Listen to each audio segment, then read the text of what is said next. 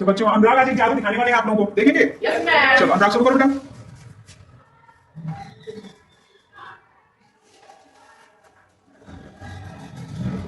तो अब क्या लग रहा है? पेन कैसा दिख रहा है? टेढ़ा दिखने लगा।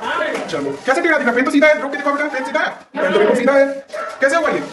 बताया किसी को? बताया कोई? अनुराग ने जो खेल दिखाया समझ में आया?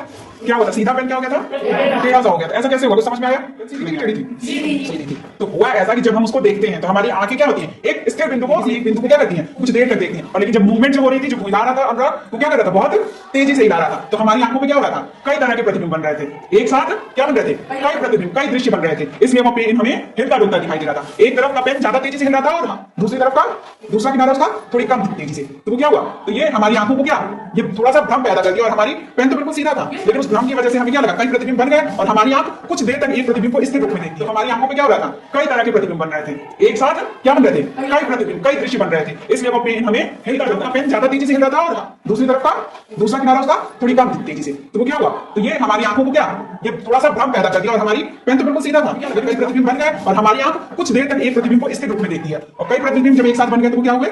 हमें टेढ़ा दिखने लगा। ठीक है, यह न्यूटन के कंपन लॉ के अंतर्गत विचरण के नियम है। तो जब आगे क्लास में जाओगे तो इसको जानोगे। ठीक है, अभी तक हमें क्या समझना है कि हमारी आंखें किसी भी चीज को एक सीमा तक, एक बिंदु पर कुछ समय के लिए देखती हैं, लेकिन जब उसी को हम तेजी से, बहुत तेजी से करने लगते हैं तो क्या होता है? कई प्रतिबिंब बनते हैं। ऐसे ही तुम लोग रस्सी हिला के भी देख सकते हो। रस्सी हमारी बिल्कुल सीधी होती है और जब उसको हिलाएंगे तो कई तरह के प्रतिबिंब टेढ़ी मेढ़ी बनेंगी। स्केल को हम घुमा के देख सकते हैं। ठीक है, तो ये एक्सपेरिमेंट करना, फिर देखना, हमें बताना। ठीक है।